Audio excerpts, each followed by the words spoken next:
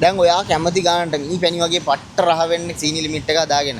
ඔයාට කැමති විදිහට අයිස් ලෙවල් එක, සුගර් ලිමිට් එක ඔයාට කැමති විදිහට ගන්න කිව්වොත් ෂොප් එකකින් එහෙම පුළුවන්ද මේ මාතර? එහෙම ගිහිල්ලා නැහැ. එහෙම බෑ හරි. ඔන්න මෙහෙම ඔයා අහලා තියෙනවද බින්ෂුයි ගැන? නෑ.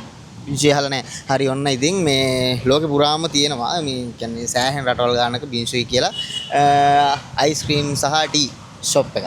හරිද බින්ෂුයි? එතකොට ඔන්න ඒකේ මාතරට පළවෙනි වතාවට එන්න ලෑස්ති අපි ෂොප් එකක් ඕපන් කරන්න හදන්නේ. හරිද? එතකොට ඒකට එන්න පළවෙනි 100 දෙනාට ෆ්‍රී අයිස්ක්‍රීම් දෙනවා. හරිද? 23 වෙනිදා තියෙන්න එන්න පුළුවන්.